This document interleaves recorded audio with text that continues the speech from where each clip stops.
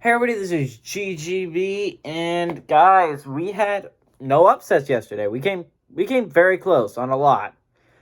Xavier obviously took Providence into triple overtime before falling. Virginia played a very, very tight game with Duke before falling. LSU lost to Kentucky by I think 4 points. Minnesota fell by 1 point to Wisconsin. Really, there were only three. I'd only consider the Houston-Tulane game and Ole Miss-Auburn game to be blowouts. I think TCU played relatively well against Texas. Now, Texas obviously won in the end just because they're a better basketball team, but I don't think that's anything to be ashamed of if you're TCU. But now, getting into it, we have some basketball games to go over today. We're going to go over some of the smaller conferences. And while we normally talk about the Big 10, the Big 12, ACC, SEC basketball, Big East basketball, we have none of those today. We have one Big 10 game. We're going to be talking mostly about the Pac-12, about the Ohio Valley Conference and the West Coast Conference. And I know it's not normal, but, sometimes change is a little bit nice, right? So at 8 o'clock, we have number 22, Ohio State, which is at 17-7. Traveling to number 15, Illinois, which is at 19-7. I'm sorry. Illinois favored by 6 points on FS1. So Illinois they're in a good spot, right? Obviously, they're number 3 in the Big Ten, and even with a win, they're number 3 in the Big Ten, but they'd be all sitting at 13-4. And if you're looking at the Big Ten, has some very strong basketball teams this year. Obviously, Purdue and Wisconsin are known, but Illinois, Ohio State, Rutgers, Iowa, Michigan State are all very, very strong basketball teams. Not to discount Michigan or Indiana. This is an interesting Big Ten conference this year, and I'm actually really looking forward to seeing how many teams make the tournament. I think at the very least, 7 of them are locks. I really do believe all the way down to Michigan State are all basketball teams that should make the tournament. The only question marks to me are Michigan and Indiana, and we'll see if Indiana finally gets themselves back on track if they stop losing so many basketball games. Maybe if they win one, we can start putting them up there and guaranteed. They do have a win over Purdue, which is, I think, important to note. They have a very good win over Purdue, but they have a bad loss at Penn State as well, and they've lost some close, rough games against Wisconsin and Michigan State, and a lot of these rough ones that could have gone either way and just didn't go Indiana's way that day. But obviously, you have Illinois, which is at 12-4, with a win can move to 13-4. Now they lose all the tiebreakers to Purdue and Wisconsin, but because they would sit at 20-7, Purdue would sit at 24-4, and Wisconsin would sit at 22-5. So Illinois obviously loses all those tiebreakers, but at least you're in there. You're in the picture, and you still are within reaching distance of getting that number 1 overall seed, which is so very important. But Illinois, with a loss, you could fall to 12-5. That would mean Ohio State would move to 11-5, and that would put them only 1 game back in the win column, or half a game if you want to think about it that way, from passing Illinois. So it's a bad spot to be for the Fighting Illini. You do not want to be the 4 seed, because the 4 seed has to play likely the 5 seed, which would be Rutgers. I don't know if I don't want to play Rutgers if I'm Illinois. I remember last time we played Rutgers, didn't go all that well. Much rather play Iowa. Iowa is where they would be the 6th seed if the season ended today, and that's what you would play if you're Illinois and you're the 3 seed. You would play the Hawkeyes, and honestly, I much rather play the Hawkeyes than the Scarlet Knights. I understand the Hawkeyes are playing really good basketball right now too, but I don't know. Rutgers is a different basketball team in my eyes. But Ohio State with a loss falls to 10-6, and that would put Rutgers only 1 game back in the loss column from being that 4 seed. Again, that 4 seed is so coveted in the Big Ten because that's the one that gets the double bye. They get 2 days before having to play a basketball game instead of just 1 like all the other from 1 to 10. So it's an important place to be if you're looking forward to a Big Ten team. And if you're a Rutgers fan, you're going to be watching this Ohio State-Illinois game rather intently and really rooting for the Fighting Illini here.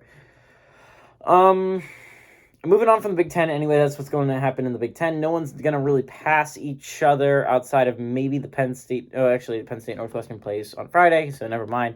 At 8 o'clock, we have Belmont, which is at 24-5, traveling to number 19, Murray State, which sits at 26-2, best record in the NCAA, by the way. Murray State only favored by 3 points on ESPNU, and that's because Belmont is a very good team in their own right. They sit at 14-2 in conference, and have been playing 24-5 overall. This is a very, very good team who is also on a 10-game winning streak, while Murray State's on a 16-game winning streak. Belmont's on a 10-game winning streak, and if ever there was going to be a team that could beat Murray State, it would be Belmont. Neither of these teams are going to move anywhere, by the way. Murray State would lose their... It would hurt their chances of getting in at large. I think they still might get in at large because Belmont's a still very good basketball team, and I don't feel like it would hurt them, but I feel like this was a huge win for Belmont if they can pull it off. But even with a loss for Belmont, they fall to 14-3. Still not as bad as Morehead State's 12-4. So, again, they are likely to have... They're going to have the 2 seed regardless. So, that's the bright side if you're Belmont. Anyway, so nothing's going to change there. Let's move on to the West Coast Conference where we have 2 games going on with top 25. I know, weird, because West Coast Conference isn't normally known as the best conference, but 8 o'clock we have number 1 Gonzaga, which is at 25-2. We travel to San Francisco, which is at 22-7. Gonzaga favored by 9.5 points on ESPN2. And at 9 o'clock we have number 23 St. Mary's, which is at 22-6. Traveling to San Diego, which is at 14-13. St. Mary's favored by 12 points.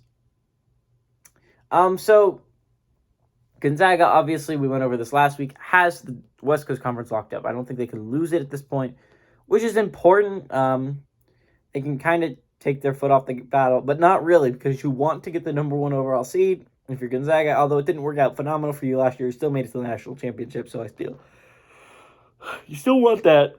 On the other hand, you're looking at St. Mary's in San Francisco. Even with a loss, though, for St. Mary's and a San Francisco upset, they would be at 10-5. St. Mary's would be at 10-4, but it would be ideal for San Francisco to be only 1 game back in the loss column. San Francisco, with a loss, falls to 9-6, and if Santa Clara wins their game against Pepperdine today, then they could move to 9-5 and pass San Francisco, which would be important, by the way. It would be very important for Santa Clara to get a win past San Francisco. So that's what you're rooting for if you're Santa Clara. You're obviously watching your own game against Pepperdine, but that's likely a win if you're Santa Clara. You're rooting for Gonzaga to not be upset, and you can move past San Francisco. San Diego, on the other hand, if you are to pull off the upset, you can move to 8-7 in conference, and if BYU loses their game against LMU tomorrow, they would fall to 7-7 in conference, and you can pass BYU for 5th place in the WCC. So that at least that's what you're looking forward to if you're San Diego. If San Diego loses their basketball game, they could fall to 7-8. And if Portland continues their 5-game winning streak and extends it to 6 and beats Pacific, then Portland can pass you and you can fall to 7th place in the West Coast Conference. So obviously that's not what you want if you're San Diego, but it's, I don't know. I feel like Portland should beat Pacific. Portland's playing well enough that they should beat Pacific. So I don't know. This is a likely scenario if you're San Diego, but it's not what you're rooting for. That's for sure. And then finally, the Pac-12. We got 3 teams going on in the Pac-12. Obviously, the top 3 teams in the Pac-12 at 8 o'clock. It's at 8:30 with number 12 UCLA, which is at 20-5. Traveling to Oregon, which is at 17-10. UCLA favored by 3 points on ESPN. 10 o'clock with number 2 Arizona, which is at 24-2. Traveling to Utah, which is at 11-16. Arizona favored by 11.5 points on FS1. And at 10 o'clock with number 16 USC, which is at 23-4. Traveling to Oregon State, which is at 3-22.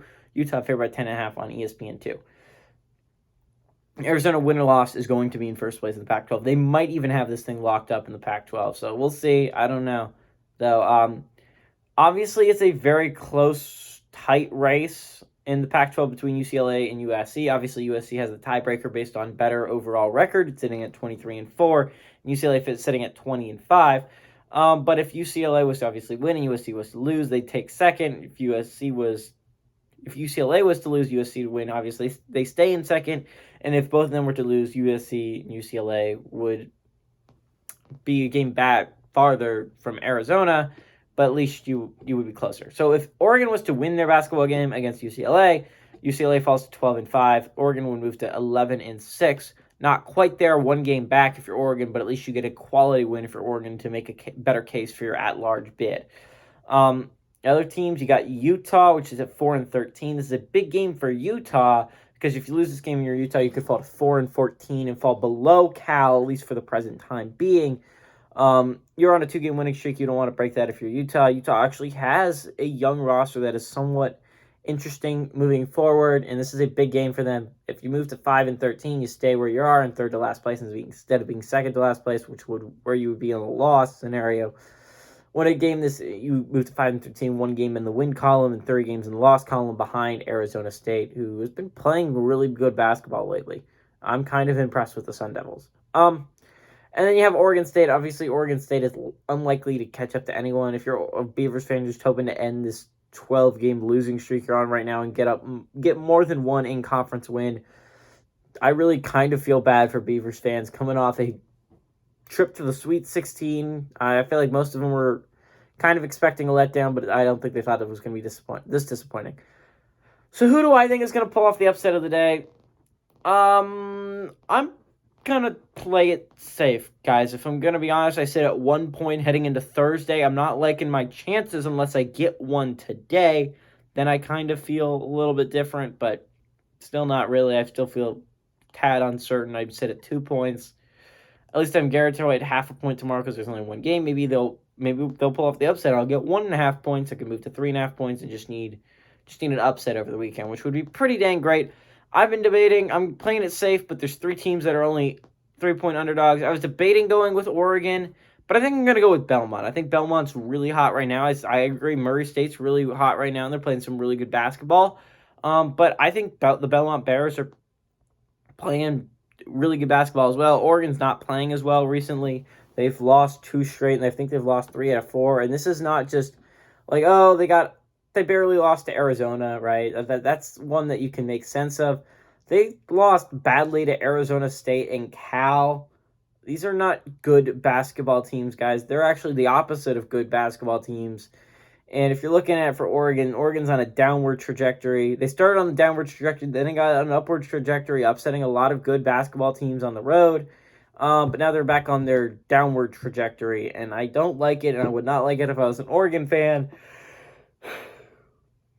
They definitely have the talent there to beat UCLA, but I don't know. I just got to go with Belmont. I think Belmont's a hotter team right now, even though Murray State's probably just as hot of a team. I like the Bears here. Everybody, this is GGB saying adios amigos and go Bears.